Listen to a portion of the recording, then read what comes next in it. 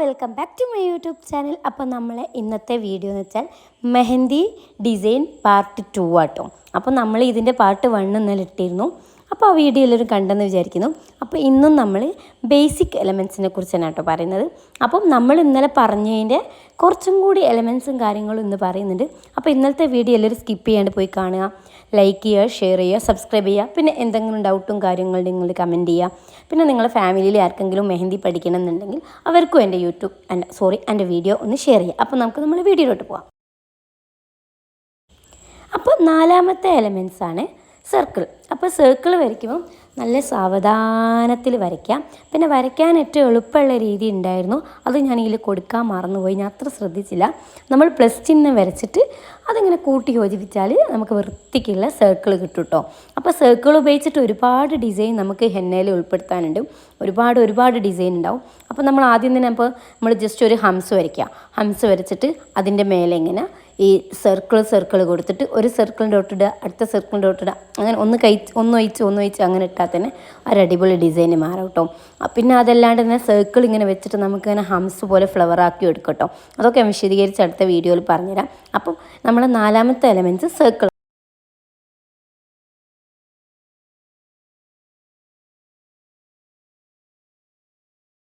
അടുത്ത എലമെൻറ്റ്സാണ് ഡ്രോപ്സ് കേട്ടോ.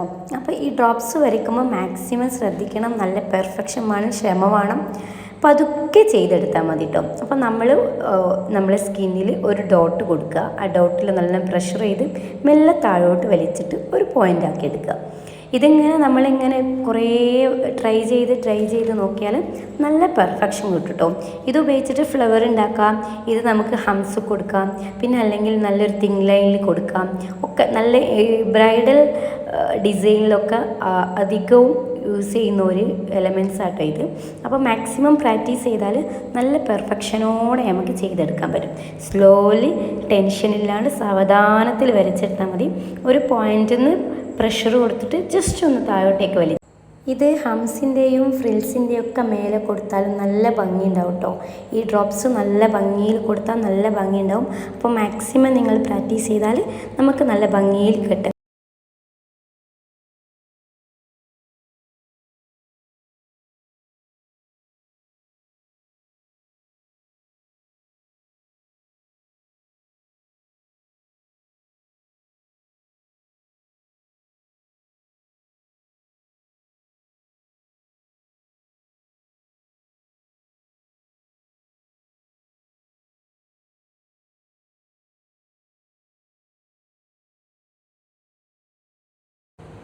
അടുത്ത എലമെൻറ്റ്സാണ് സ്പൈറൽ കേട്ടോ. അപ്പോൾ സ്പൈറൽ എങ്ങനെയാണ് ചെയ്യുന്നത് നോക്കാം. നമ്മൾ ആദ്യം ഒരു സർക്കിൾ വരക്കും. ആ സർക്കിൾ വരയ്ക്കുന്നതിൻ്റെ എൻഡിങ്ങിൽ നിന്ന് അറ്റത്തെത്തുമ്പം ആ സർക്കിൾ ആ ലൈന് ഉള്ളിലേക്ക് കൊണ്ടുവന്നു, എന്നിട്ട് അതും ആ ലൈനും സർക്കിളാക്കി എടുക്കും.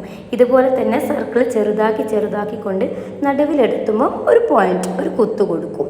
അപ്പം ഇതാണ് പെർഫെക്ഷനോടെ കിട്ടുക. അപ്പോൾ എനിക്കിവിടെ പെർഫെക്ഷൻ കിട്ടാത്തത് ഈ പേപ്പർ ഇങ്ങനെ നീങ്ങി കളിച്ചിട്ടാണ്. അപ്പോൾ നിങ്ങൾ മാക്സിമം ട്രൈ ചെയ്യുക, നല്ലോണം പ്രാക്ടീസ് ചെയ്തെടുക്കുക. അതുപോലെ തന്നെ ഈ സ്പൈറൽ കുഞ്ഞി രീതി സ്പൈറൽ ഉണ്ട് കേട്ടോ. അത് നമ്മളിങ്ങനെ ഒരൊറ്റ വട്ടേ വലിക്കുള്ളൂ, ഇങ്ങനെ കുറേ ഉള്ളിലേക്ക് സർക്കിൾ കൊടുക്കൂല കേട്ടോ. പിന്നെ അതുപോലെ തന്നെ ഇതിൻ്റെ വേറൊരു ടൈപ്പും ഉണ്ട്, അതും ഞാൻ ഇതിൽ താഴെ കൊടുക്കുന്നുണ്ട്. പിന്നെ ഈ സ്പൈറലിൽ നമ്മൾ ഹംസ് കൊടുക്കും, ഡ്രോപ്സ് കൊടുക്കും, പിന്നെ സർക്കിൾ കൊടുക്കും, എല്ലാം കൊടുത്ത് ഡിസൈൻ ആക്കി എടുക്കും കേട്ടോ. അപ്പം ഇതിന് ലാസ്റ്റിൽ ഞാൻ ഈ സ്പൈറലിൻ്റെ വേറൊരു ഡിസൈൻ പറയുന്നുണ്ട്. ആ ഡിസൈൻ വരയ്ക്കേണ്ടത് എങ്ങനെയാണെന്ന് വെച്ചാൽ,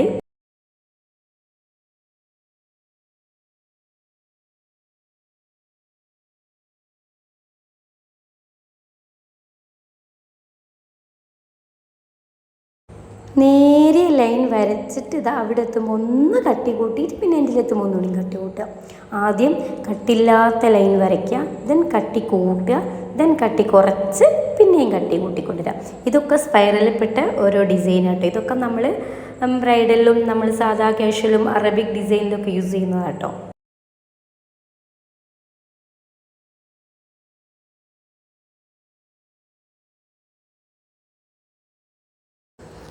നെക്സ്റ്റ് എലമെൻറ്റ്സ് ആണ് വൈൻസ് കേട്ടോ. അപ്പോൾ വൈൻസ് എന്ന് പറയുന്നത് എല്ലാ അറബിക് ഡിസൈനിലും ബ്രൈഡ് ഡിസൈനിലും ഒക്കെ വേണ്ടതാണ്. നല്ല പെർഫെക്ഷനോടെ വരച്ചെടുക്കണം, നല്ലോണം പ്രാക്ടീസ് ചെയ്യണം. അപ്പോൾ നമുക്കിത് വരയ്ക്കുന്നത് നോക്കാം.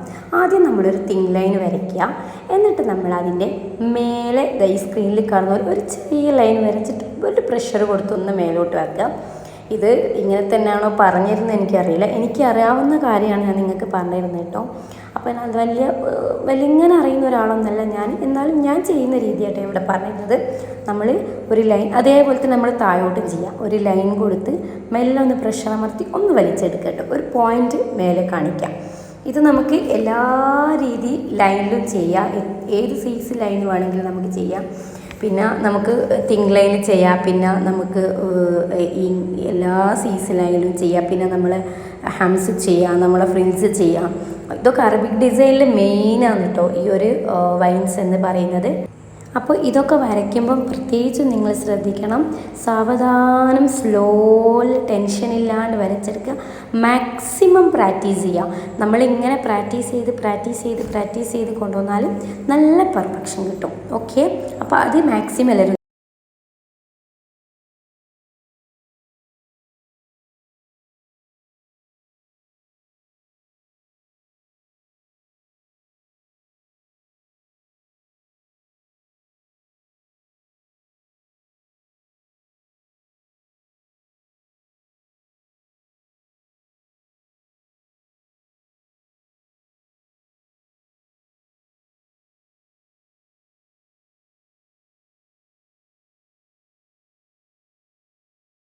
അപ്പോൾ അടുത്തത് വരുന്നത് ലീവ്സാണ്.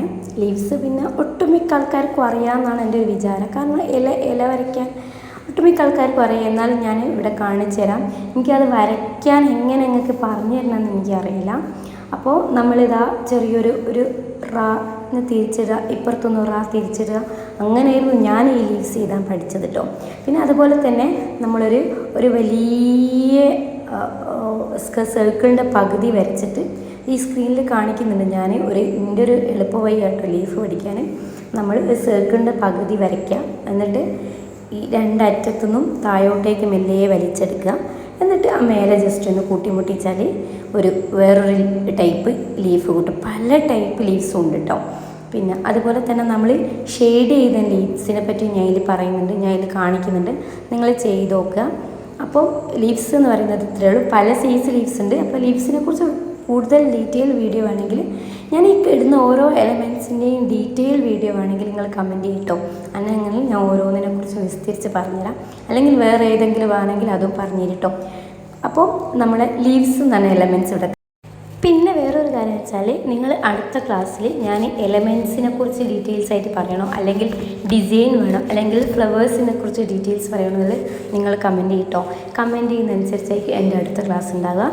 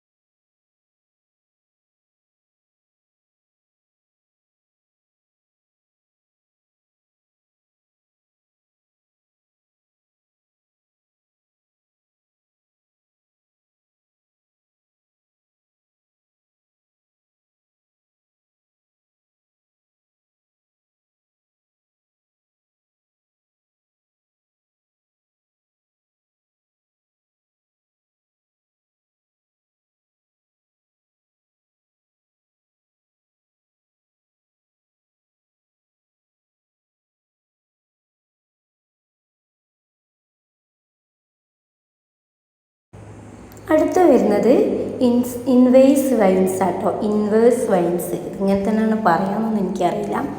അപ്പോൾ എനിക്കിതിൻ്റെ പേരറിയില്ലേനു, കാരണം ഞാനിത് എപ്പോഴും ഇടലുണ്ട്, എനിക്കിതിൻ്റെ പേരറിയില്ല. ഇപ്പം അടുത്ത് ഒരു മെഹന്തി ക്ലാസ്സിൽ ഞാനിങ്ങനെ യാദർശികമായിട്ട് ഇങ്ങനെ റീല് നോക്കുമ്പോൾ അതിൽ നിന്ന് കണ്ടുപിടിച്ചതാട്ടോ. ഇതിൻ്റെ യഥാർത്ഥ പേര് അറിയുന്നവർ കമൻറ്റ് ചെയ്യട്ടോ. അപ്പോൾ ആദ്യം ഒരു തിൻ ലൈൻ വരയ്ക്കുക. എന്നിട്ട് ആ ലൈനും കൂടെ മെല്ലെ ഒന്ന് തടിയിച്ചിട്ട് ഒന്ന് താഴോട്ടേക്ക് കൊടുക്കുക. ഈ സ്ക്രീനിൽ കാണുന്നത് ജസ്റ്റ് ഒന്ന് താഴോട്ടേക്ക് വലിക്കുക. ഈ സെയിം മെത്തേഡിനെ നമ്മൾ എന്താക്കുക, അധിക ഡിസ്റ്റൻസ് ഒന്നും വിടാണ്ട് ചെറിയൊരു ഡിസ്റ്റൻസ് വിട്ടിട്ട് ഇങ്ങനെ തന്നെ തിൻ ലൈൻ വരച്ചിട്ട് നമ്മളതിനെ മേലോട്ട് കൊടുക്കുക. നമ്മൾ ഈ താഴെ കൊടുത്തതിനകത്ത് ഒന്നൊന്ന് ചെരിച്ച് കൊടുക്കട്ടോ. ഇതാണിപ്പോൾ പെർഫെക്ഷനായ ഞാൻ താഴെ വരച്ച് ഒന്ന് ജസ്റ്റ് ഒന്ന് ചെരിച്ച് കൊടുക്കാം. അപ്പോൾ കണ്ടാലിപ്പോൾ നമ്മളൊരു ലീവ്സിനൊക്കെ തോന്നും, വിൻസും ലീവ്സും എല്ലാം മിക്സാക്കി തോന്നും.